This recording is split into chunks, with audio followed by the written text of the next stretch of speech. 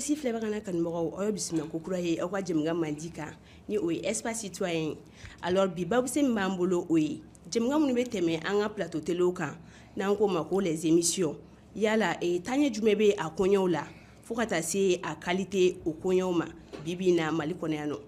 bi an bɛna masala ni an ka invité an bɛna masala bi o kan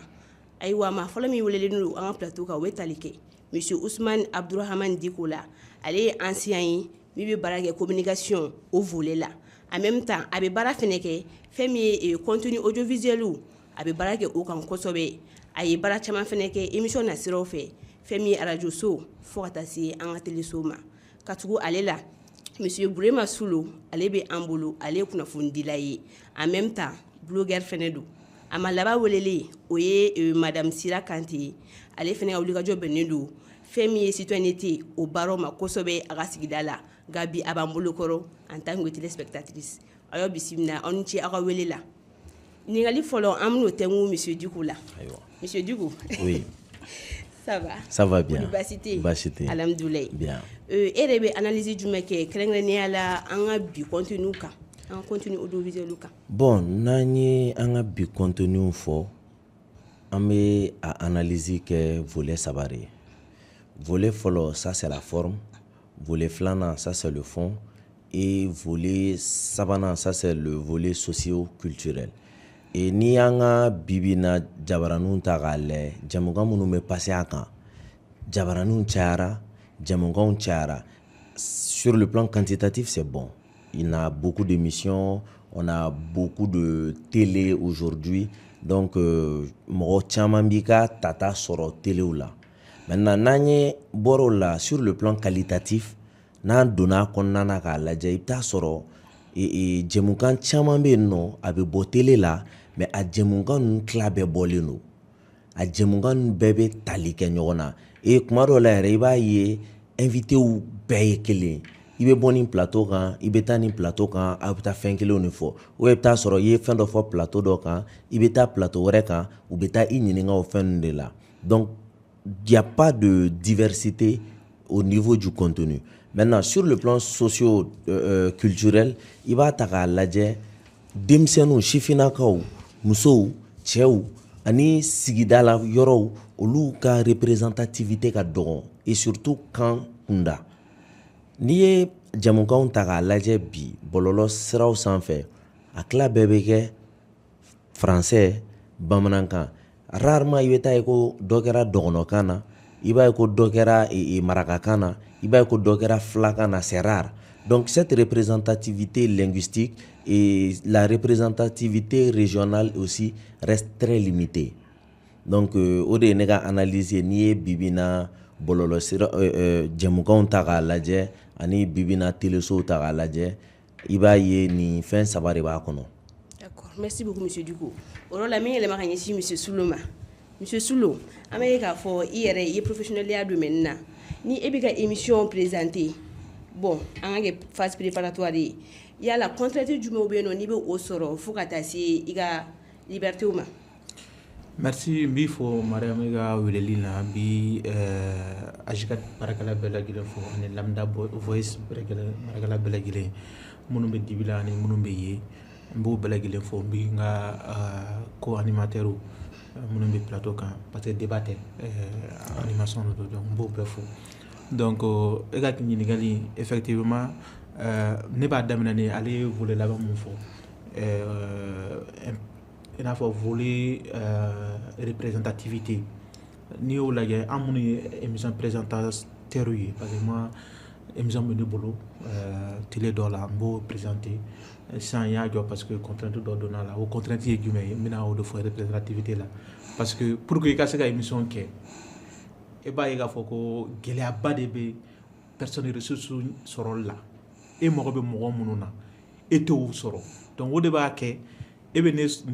ne ye nin plateau in na e bɛ ne kelen de ye plateau wɛrɛ la parce que i bɛ taa sɔrɔ présentateur ye parce que émission ni émission dira e ma ko e ka émission présenter heure de b'e bolo don de b'e bolo don bɛ ka se heure bɛ ka se e tɛ ka mɔgɔ sɔrɔ donc mɔgɔ min b'e bolo kɔrɔ e b'o de wele donc o de b'a to i bɛ taa sɔrɔ mɔgɔ kelenw mɔgɔ minnu bɛ sɔn ka kuma parce que mɔgɔ baden de bɛ yen i n'a fɔ enseignant chercheur i n'a fɔ spécialiste minnu yɛrɛ bɛ ko dɔn yɛrɛ u ka domaine na bi bi in na an bɛ situation min kɔnɔ an bɛ contexte min kɔnɔ u tɛ sɔn ka kuma o ye gɛlɛyaba ye an ma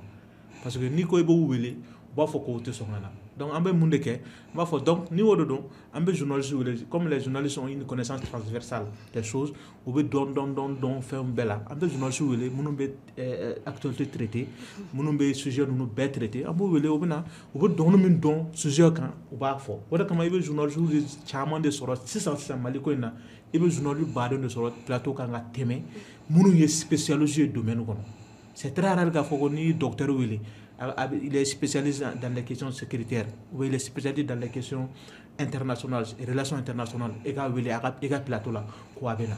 fo n'a kɛra peut-être jabarani Mali jabaranisoba ye o min ye ORTM ye n'u o tɛ u tɛ sɔn k'a déplacer donc o ye contrainte ba ye et c'est pas de moindre e yɛrɛ y'o ni émission préparation na e yɛrɛ y'o fɔ ko ne ye sauvé o kɔrɔ tɛ dɔwɛrɛ ye parce que e kun jigi dalen kun bɛ mɔgɔ minnu na e m'o sɔrɔ donc o bɛɛ b'a jira k'a fɔ ko o représentativité très généralement a tɛ bɔ présentateur la i bɛ taa sɔrɔ très généralement a tɛ bɔ télésow la mais i bɛ taa sɔrɔ a bɛ bɔ e jigi dalen bɛ mɔgɔ minnu kan souvent à la dernière minute yɛrɛ u b'i wele u b'a fɔ ko vraiment je me sens pas à l'aise avec le thème u b'a fɔ ko est ce que i bɛ se ka ne bila dɔ wɛrɛ n'i ko awɔ d'accord n'i y'o dɔrɔn donc i bɛ rediriger mɔgɔ wɛrɛw ma donc dernière minute ni mɔgɔ y'e bila i b'a fɔ ko panique dannen don parce que c'est comme i ma i ka devoir kɛ ka bɛn ni i ka engagement ye donc cette partie c'est vraiment la représentativité c'est vrai parce que mɔgɔ min ta n'i tɛ domaine kɔnɔ c'est comme dumuni tobila ni dumuni dunna n'i tɛ dumuni tobi cogo dɔn dɔrɔn n'i y'a dun i b'a fɔ ko kɔgɔ cayara i t'a ɲɛɲini quoi a y'a kɛ cogo min na ka dumuni sɔrɔ i ka table kɔnɔ i t'a ɲɛɲini dɛ i b'a fɔ dɔrɔn a ye min di i ma a ma ɲɛ n'a man di dɔrɔn i b'a fɔ a man di e ka analyse bɔra o kama donc effectivement o yɔrɔ in na o représentativité o b'a la o b'o la cogo min na muso kunda fana très généralement e bɛ muso kunda caman wele minnu bɛ réponse positive d'i ma u ka dɔgɔ ni minnu bɛna plateau kan peut-être ko u b'a fɔ u ma yamaruya sɔrɔ peut-être c'est des questions personnelles peut-être c'est des questions liées fɛn wɛrɛw caman b'a la u tɛ min fɔ i ye mais u b'u ka offre décliner parce que n'o tɛ ka plateau la cɛ ka ca ni muso ye ou bien ka plateau bɛɛ kɛ cɛ dɔrɔn ye a man di présentateur si ye mais du fait que i t'a sɔrɔ i bɛ min sɔrɔ i b'a kɛ n'o ye donc o contrainte bɛ présentateur kan. D'accord, merci. O yɔrɔ la madame Sira ma ɲɛsin e ma yala e hakilinata ye jumɛn an ka bi plateau télé kan e min ye téléspectatrice ye. Ne bɛ bɛɛ fɔ bɛɛ ni tile bɛɛ ka bɛɛ fɔ bɛɛ sigi tu i sigiyɔrɔ la bon ne ye mun faamu Mali fɛn ko kan dɔrɔn activité ko ninnu kan dɔrɔn i y'a jateminɛ k'a lajɛ i bɛ taa sɔrɔ a bɛɛ kelen wa plus généralement a tila bɛɛ bɛ BSD kan u y'a jateminɛ k'a fɔ BSD ka maliyɛn jeune u bɛ ka tagama ni o base kelen de i b'a jateminɛ u bɛ dɔw yɛrɛ wele plateau kan n'i y'a ta k'a lajɛ i bɛ wele ka na plateau kan ka tila ka n'i dɔgɔya i yɛrɛ bɛ tila ka na mais ne kɔni y'a faamu dɔrɔn k'u bɛ base de nɔfɛ dɔrɔn u bɛ na. D'accord yala a émission dɔw yɛrɛ bɛ yen émission suili nege don e la wa. Émission dɔw bɛ yen nɔ olu tɛ émission suili nege don ne la parce que a fɔ mun na n'i y'a ta k'a lajɛ émission dɔw bɛ yen nɔ tɛna se k'olu ta o tɔgɔ ma directement mais olu bɛ mɔgɔw wele généralement même minnu ye sur les réseaux sociaux an b'u ye u bɛ mɔgɔw wele ka mɔgɔw dénigrer ka mɔgɔw dɔgɔya u ka plateau kan ka sɔrɔ aw dun y'u wele information dɔ de kama u nakun ye fɛn dɔ de ka se ka fɛn dɔ expliquer aw ye mais n'aw nana o dɔgɔya plateau kan i b'a ye a ko bɛ nɔgɔya bon n'i y'a jateminɛ fɔlɔ an tun b'a ye an ni sɔgɔma tun bɛ kɛ an ka télé ninnu na ORTM ninnu ni fɛnw na mais sisan an y'a faamuya k'a fɔ changement caman donna a la u nana ni aw bɛ di kokoriko ninnu ni fɛn caman ye an y'a ye k'a fɔ ko changement caman donna a la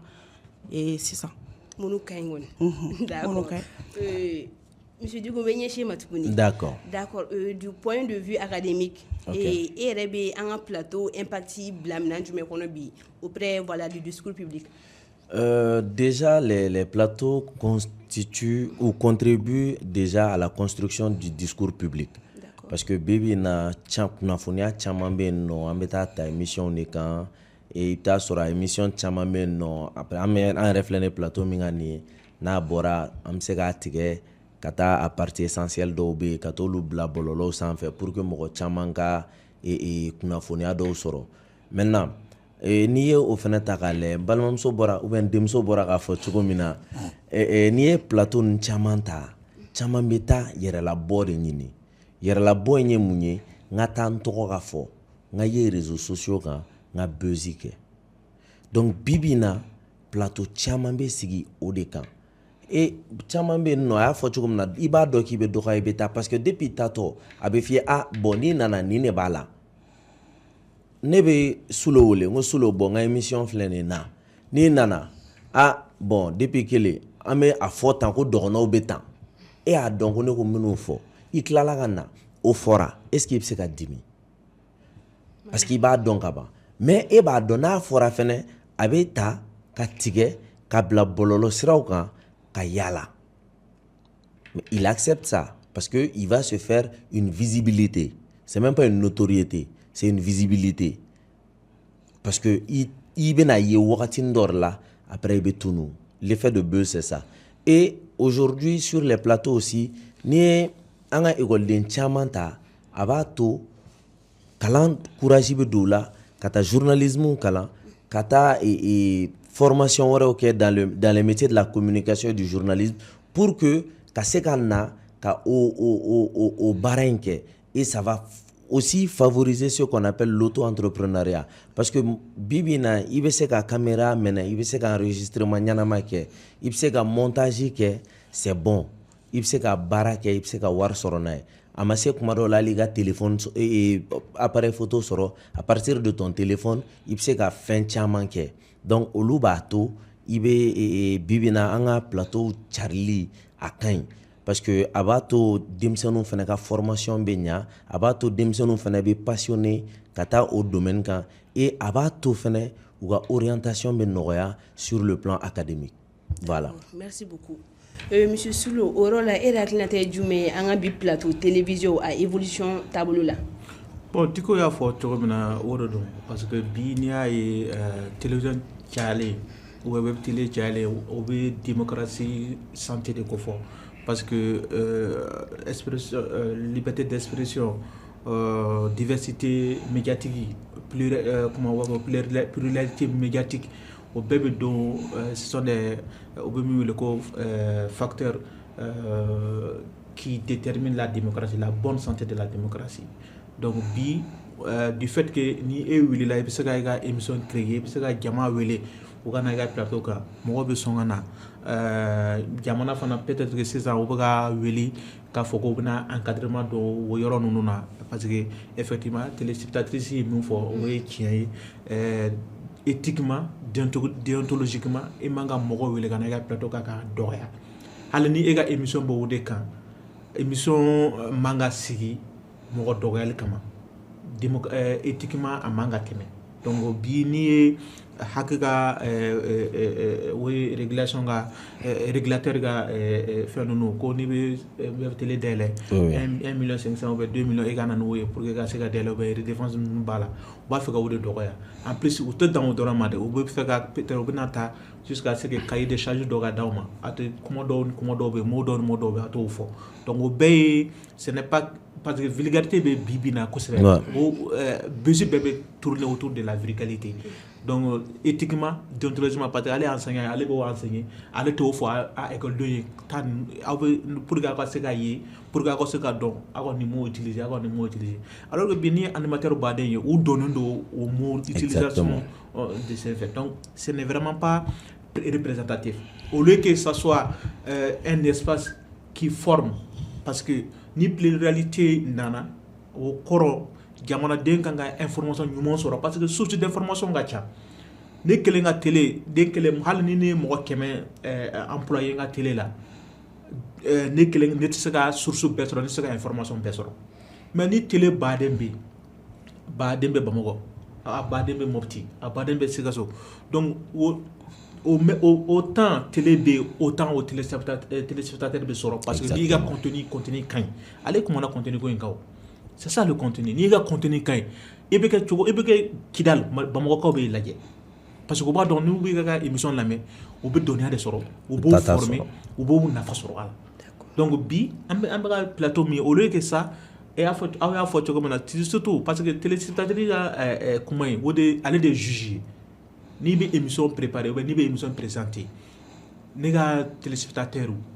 ne ka téléspectatrice olu ka attente ye jumɛn ye ne kan ka mun de d'u ma u bɛ se ka nimisi wasa min na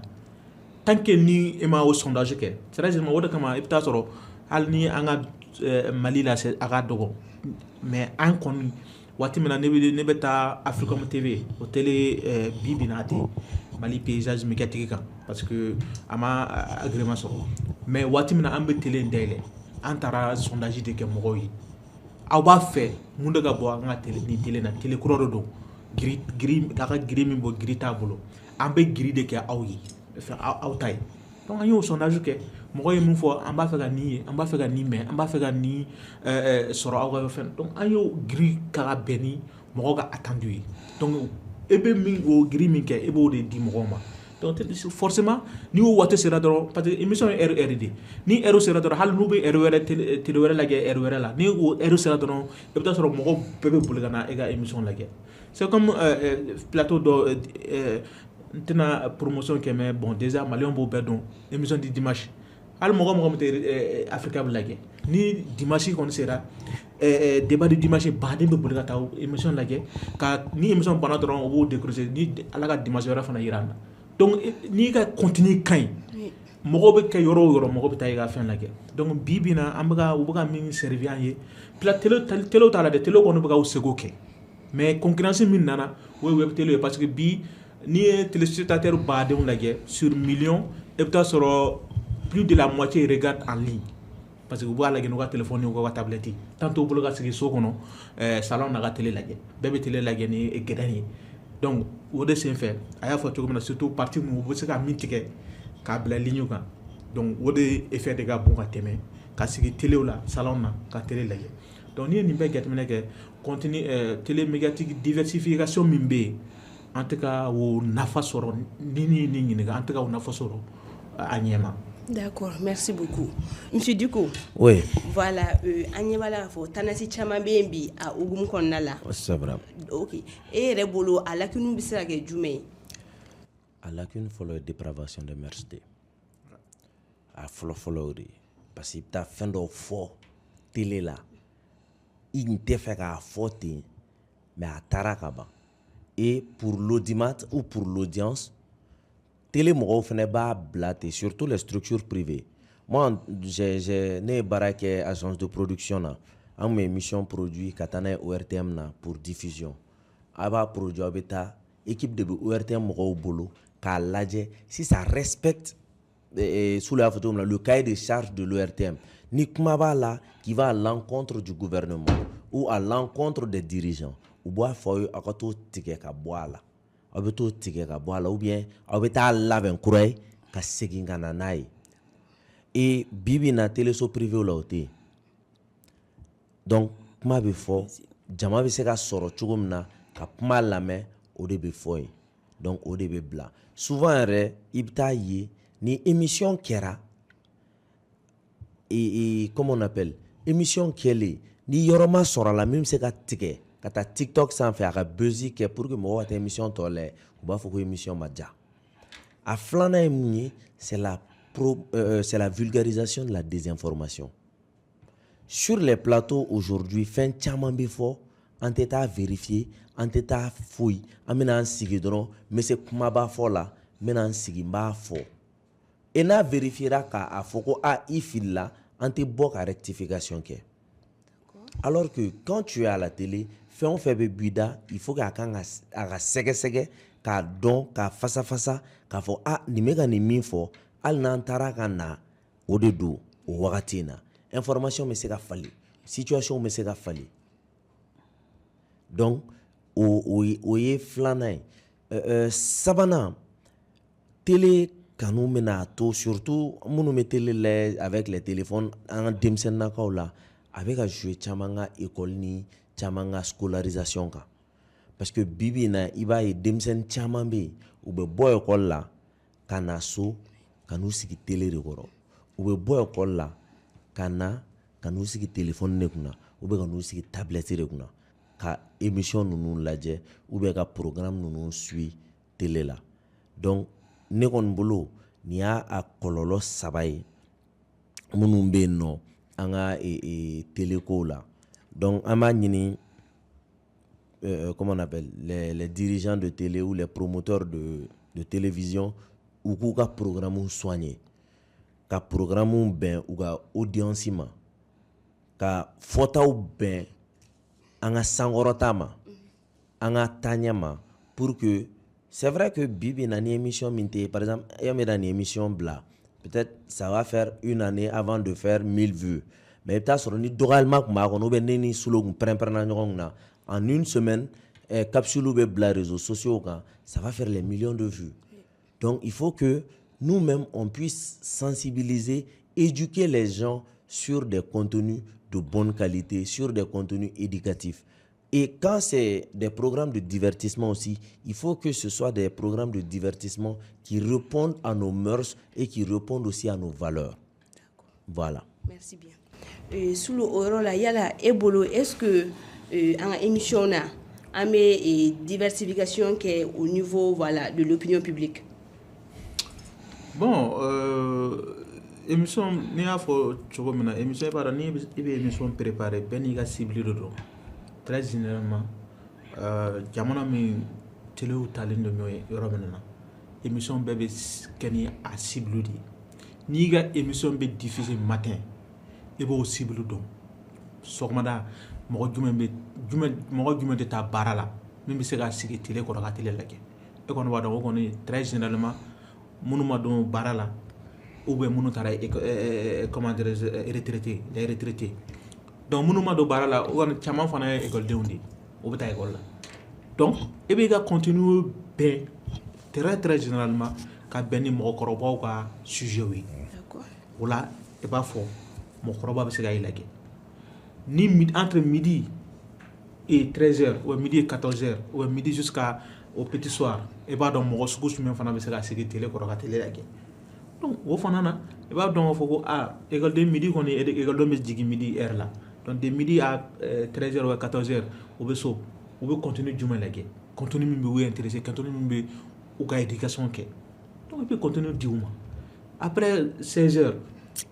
mɔgɔ bɛ bɔ baarayɔrɔ la na n'u mɔgɔ nana ka sɛgɛnnen ka na baarayɔrɔ la u kan ka contenu jumɛn sɔrɔ i ka télé la i b'o réfléchir i b'o contenu di mɔgɔw ma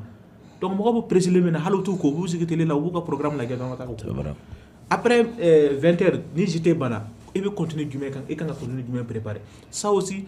en fonction des jours du lundi au vendredi o ye jour ouvrable ye i bɛ contenu fɛngɛ maintenant le week-end fana ye contenu wɛrɛ o d'a ma i bɛ contenu jumɛn di mɔgɔ ma week-end fɛ walasa du matin jusqu'au soir mɔgɔ ka accrocher i ka télé la a ye audimat min fɔ parce que jamana ninnu na audimat bɛ fɛngɛ audience audimat ye o de c'est un outil qui mesure l'audience donc audience e ka ni émission kɔni ka daminɛ ni heure na ni heure na tel nombre de personnes ont suivi ton émission et parmi ces nombres de personnes ils font désagréger quel âge quel sexe donc b'o bɛɛ de kɛ tubabu fɛ yen mais an fɛ yan ma se o de kama on se permet an bɛ an lancer fɛnw na an t'a dɔn cible t'an bolo an t'a dɔn an kan ka contenu min proposer parce que ni cible t'e bolo i t'a dɔn i bɛ contenu min proposer donc contenu fɛn fɛn bɛ na i da la dɔrɔn i b'a fɔ a y'a fɔ cogo min na c'est pourquoi certains même ne cherchent même pas à avoir les bonnes personnes pour leur plateau mais des gens qui savent parler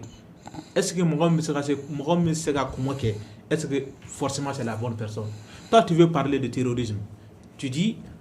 ni terrorisme kɔni ni nin karisa y'a fɔ mɔgɔ b'ale de lajɛ mais est-ce que ale ka domaine don est-ce que a b'a dɔn wa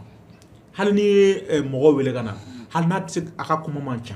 mais du fait que a bɛ kuma kelen min di mɔgɔ bɛ kuma kelen min tɔmɔ i bɛ taa sɔrɔ mɔgɔ bɛ mode d'opération mode de fonctionnement ani mode d'implantation mode de survie mode de financement de terrorisme a tigi bɛ nin bɛɛ fɔ ka sɔrɔ a ma kuma caman kɛ i bɛ taa sɔrɔ hali kuma tɛ boli a da la mais e mɔgɔ tɛ kuma ka boli a da la information a bɛ information min di e mɔgɔ ye o de parce que e kan ka voyager ou bien toi tu es dans un pays où terrorisme est un problème donc a bɛ fɛn kunnafoni min di o kunnafoni b'a to i bɛ se ka i yɛrɛ lakana i bɛ se ka tagama cogo dɔn i bɛ se ka filɛli kɛ cogo dɔn mais mɔgɔ min bɛ se ka fɛn fɔ a b'a fɔ dɔrɔn terrorisme kɔni u ka baara ye nin ye parce que a nɛn ka di a bɛ se ka pɛrɛn-pɛrɛn e bolo o de ye fɛn alors parce que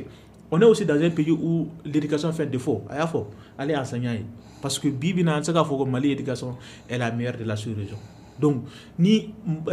parmi le taux d'alphabétisation aussi n'est pas à hauteur de souhait donc au bɛɛ de b'a kɛ mɔgɔw bɛ futilité de fɛ ka tɛmɛ fɛn min nafa bɛ fɛn min na donc o fana ye c'est un problème aussi des médias et des web télé parce que ni web télé minnu bɛ web télé animé u ka hakɛ to yen peut-être i bɛ taa sɔrɔ baden sɔrɔ defu yɛrɛ t'o bolo jango k'a fɔ ko baki ou bien ka taa école supérieure la donc ni o tigiw bɛ émission animé olu fana bɛ ka cible de fɛngɛ o en plus u t'a dɔn u t'a réflexion nécessaire t'u bolo k'a fɔ ko ne ka nin émission ni nin kuma sugu ninnu fɔ carré kɔnɔ kumaw n'i ye plateau ye carré kɔnɔ kumaw fɔ plateau la animateur i y'i ɲininka animateur ye mɔgɔ sugu jumɛn ye est ce que a taara école la est ce que fɛn fɛn min bɛ fɔ ko éthique et déontologie est ce que a b'a dɔn wa donc n'i y'o bɛɛ fɛngɛ kɛ donc tu as ton maintenant i yɛrɛ b'a dɔn k'a fɔ ko i kan ka se moi personnellement je ne suis aucun vidéoman je ne suis aucune web télé o ye ne ka nate de ne bɛnkɔ bɛ ne ɲininka i bɛ karisa dɔn a b'a fɔ karisa ye jɔn ye i tɛ nin dɔn n'i bɛ nin fɔ ne b'a fɔ ne t'a dɔn ne bɛ domaine d'information kɔnɔ ne tɛ besi domaine kɔnɔ u b'a fɔ non ale bɛ information min di ko non fɛn t'a la moi je dis ouais o ye aw ka information ye aw n'o ale ka information bɛ bɛn mais ne ni ale ta tɛ bɛn donc effectivement parce que n ye analyse de kɛ k'a ye k'a fɔ ko la plupart des gens qui animent ni e tɛ se ka avis de discernement e yɛrɛ tɛ se ka fɛn min discerner e bɛ se ka mɔgɔ fɛn contenu ɲɛnama di mɔgɔ ma wa o de ye problème ye d'accord voilà an b'a hakili to o yɔrɔ la Sira yala e yɛrɛ bolo est ce que an ka plateau évolue la nin waati laban ninnu na wa nin wagati laban in na plateau web tv ninnu ne yɛrɛ tɛ évolution ɲɛnama la parce que n'i y'a ta k'a lajɛ yɛrɛ an mago bɛ fɛn minnu na tel que Sule y'a fɔ cogo min na information minnu na an t'olu sɔrɔ a kɔnɔna la i t'a sɔrɔ a fanga bɛɛ kuma dɔw u bɛ minnu wele ka na olu yɛrɛ kuma bɛɛ bɛ olu yɛrɛ de kunkan quoi a nɛmu an tɛ information foyi sɔrɔ an ka jamana kunkanko la walima an ka sigida kunkanko la a bɛɛ bɛ bezi dɔrɔn de kan ne kɔni bolo évolution foyi tɛ parce que mɔgɔ min tɛ fɛn min dɔn ne ko ko o tigi ka na explication dɔ fɛnɛ d'aw ma o b'a yɛrɛ k'a fɔ fɛnɛ e min b'a lamɛn e fɛnɛ tɛ fɛn dɔn kama ne yɛrɛ tɛ adresselen ba tɛ web tv ninnu na ten tɔ d'accord o hukumu kɔnɔ an taara dugu kɔnɔ an ye micro trottoir dɔ kɛ an ka bibabu sen kan aw ni an ka jɛni ka o lajɛ bi a cayali nana ni monotone i b'a sɔrɔ sisan n'i ye invité mun ye nin plateau kan bi sini i bɛ se k'o ye plateau wɛrɛ kan sinikɛnɛ donc la même personne a bɛ se ka plateau 5 kɛ avec les mêmes questions i b'a ye k'a fɔ monotone bɛ yen filanan fɛnɛ ye mun ye n y'a fɔ wari ɲini a kɛra wari ɲini dɔrɔn de ye par tous les plans i b'a sɔrɔ plateau ninnu bɛ ka fɛn dɔw promotion kɛ nafa foyi t'o la société ma a dɔw yɛrɛ la kɔlɔlɔ b'a la ka se société ma n bɛ se k'a fɔ o ye i n'a fɔ la promotion de dépravation des mœurs an yɛrɛ ka ko minnu mɔgɔw tun bɛ maloya n'a ye fɔlɔ bi o bɛ fɔ plateau kan maloya t'a la fosi t'a la parce que objectif jumɛn de b'u la mɔgɔw ka se ka réagir donc réaction b'olu ka visibilité caya yɔrɔ fɛn o fɛn ni avantage b'a la i bɛ taa sɔrɔ inconvénient fɛnɛ b'a la quelque part a avantage dɔ bɛ se ka kɛ jumɛn ye n'i bɛ émission télévisée ninnu lajɛ a bɛ se k'i informer surtout a divertissement yɔrɔ ninnu olu fɛnɛ bɛ se ka mɔgɔ la divertir mais d'autre part i bɛ taa sɔrɔ a dɔw bɛ yen nɔ u bɛ don mɔgɔw ka vie privée la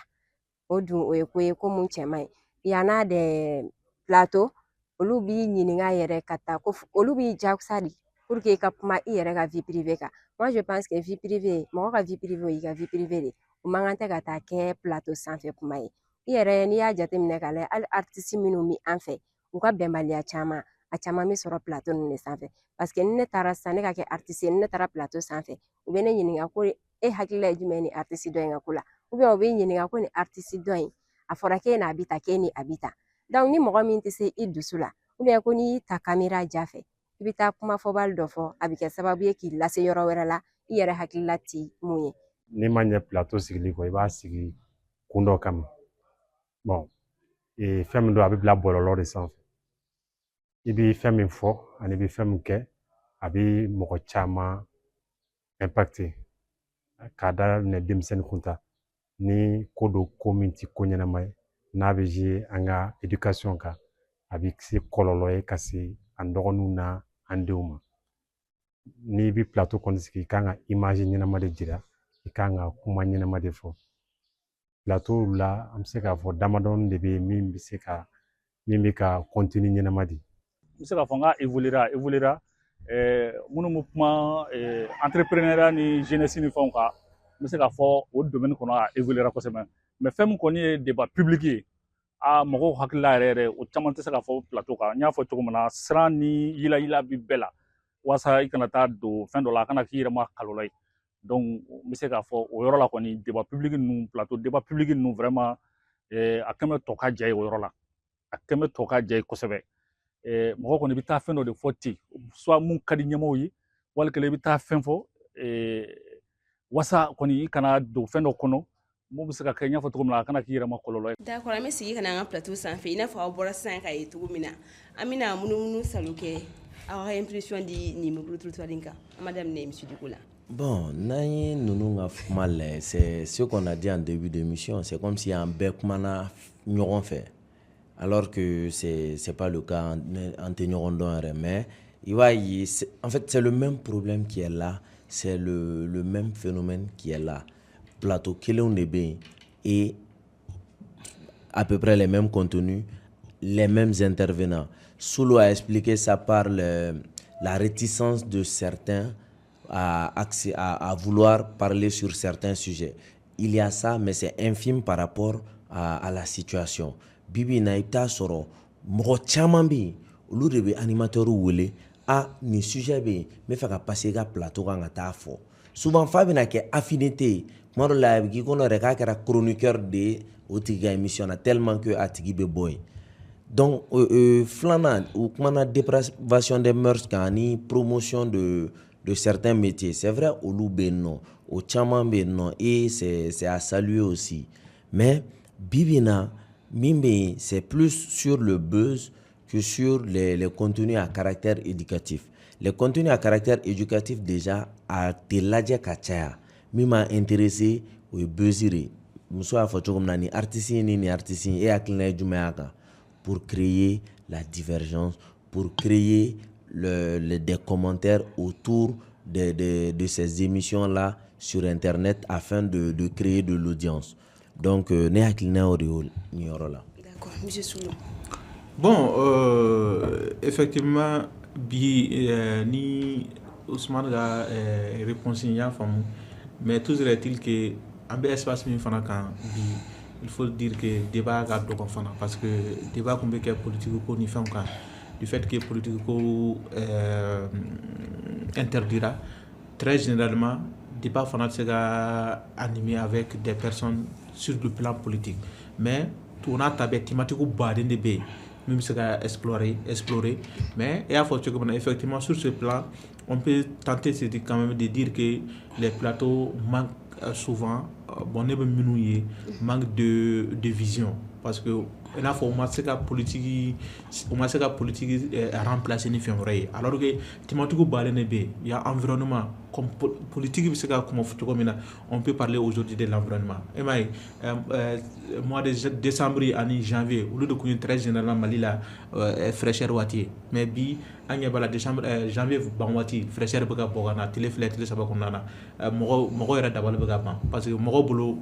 fen kumbana nene wati kumbana anane fanga esa donc ça et puis c'est mogo spécialiste sur même c'est information ñellement dit est-ce que c'est l'effet de changement climatique est-ce que si c'est oui pourquoi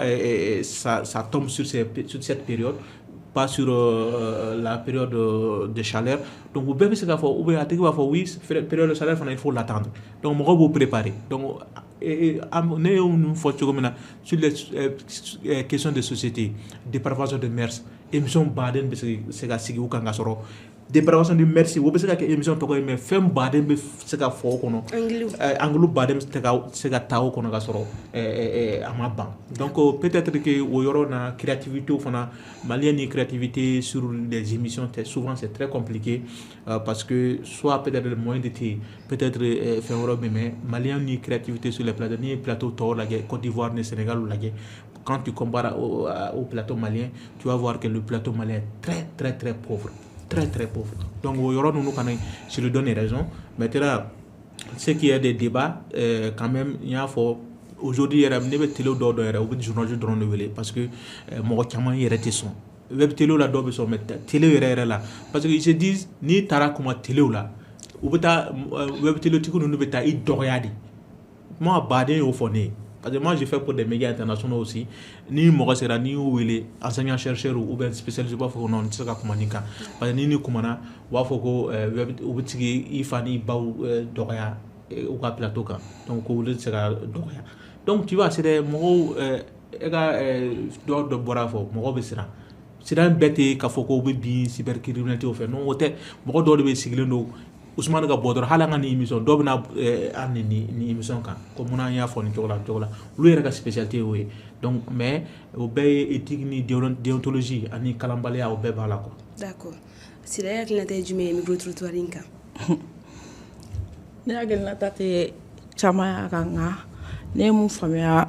ula dron ne ya famia ka poko jeune dame bora ka kumala aya ira ka foko mɔgɔ minnu bɛ taa u bɛ t'i ɲininka ni tel que ni artiste n'i ma kuma la dun n'i ma taa dun parce que kuma dɔ e yɛrɛ b'a ye plateau dɔw kan tellement que u b'i ɲininka k'i ɲininka fo a bɛna kɛ ko wɛrɛ i ma ye i kan ka mun fɔ i man ka mun fɔ i bɛ taa bɛɛ fɔ bon o bɛna e lase nin ma walima o bɛna i lase ko wɛrɛ ma o kama i b'i yɛrɛ retirer ka bɔ ko caman na quoi. D'accord. Ok, émission yɛrɛ bɛ ka se a kuncɛma yɔrɔ ma an bɛna question kelen poser monsieur Diko e yɛrɛ bolo LAHAK ni ale chargé de don an ka régulation ko ma e yɛrɛ bolo a k'i jɔyɔrɔ ye jumɛn ye nin ko in na en une minute. Bon là i bɛna n bila kɛlɛ la parce que ni n kumana bon le vieux Gaussou on va se comprendre après on va s'appeler aujourd'hui ne bɛ jigin hakili comme n tɛ jigin u la. Parce que Medjigula Yoromina, ils ont pris du temps avant de vouloir réguler la presse en ligne. On va dire ça comme ça. Pas que les web TV, mais la presse en ligne même. Ils ont pris du temps. Maintenant, Djigula Yoromina, c'est quelque chose qu'on ne connaît pas ici. Nous, on est en train de rentrer dans la digitalisation. Amadou, Akonana, Kanyafolo. Donc, le mieux aurait été de prendre le devant. Yana ngase bima. Qu'on s'inspire de l'existant, qu'on s'inspire des autres pays pour que à prévoir bibina et quand un espace numérique à la sanoya télé web TV avec certaines émissions ko oluboin bibina ebe web TV chaman takale. Une fois j'ai eu à avoir la discussion houleuse avec Soulo. Si on prend le contexte de Web TV, il n'y a pas de Web TV au Mali. C'est vrai. Parce que programme Tachibolo, il n'y a pas de programme clair défini. Il y a une page Facebook comme TikTok, des diffusions sur YouTube ou Clabé OD. Une Web TV, c'est tout un site avec des programmes, c'est un plateau. Donc, je pense que la HAC doit prendre des mesures par rapport à cela pour que la Web TV il faut présenter un bon studio avec les cadres, la lumière et tous les équipements qu'il faut pour pouvoir même avoir la licence de la Web TV pour que parce que ni ni et je tiens à saluer la HAC aussi pour la nouvelle décision pour les comptes qui vont avoir plus de 15 000 abonnés ou 4 millions Sarah. Je pense que c'est une bonne idée aussi parce que ça va permettre à ceux que influenceurs et publicité ou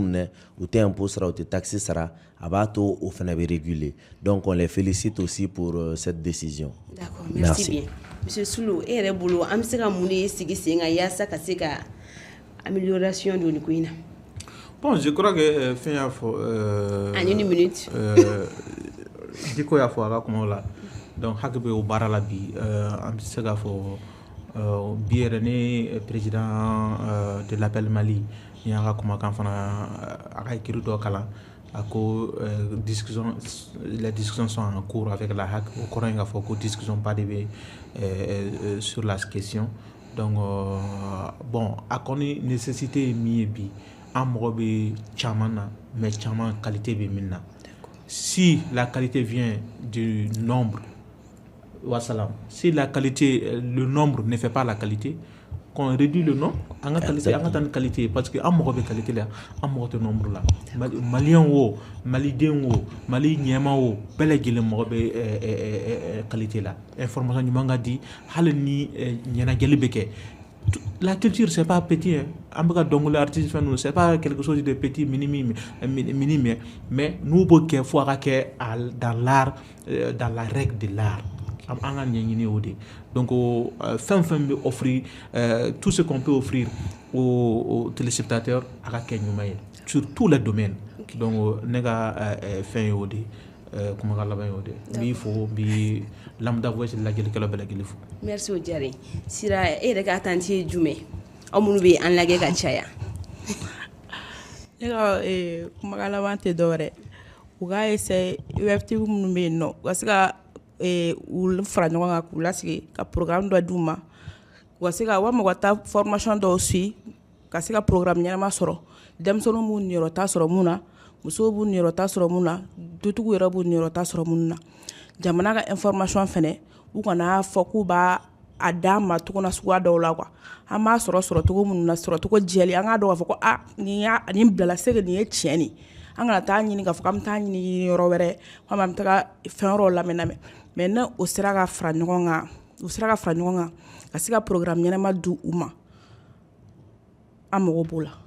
Ayiwa ni ne kɔni bɛ dansigi kɛ an ka bi jɛmukan in na an ma jigiya k'a fɔ k'aw ni ne an ye faamuyalisen caman sɔrɔ an ka bi invité welelenw olu fɛ an bɛ kamalen ɲɔgɔn ma dɔgɔkun wɛrɛ ka sani o cɛ aw sɔgɔlen ka to Lambda Voice la bye bye.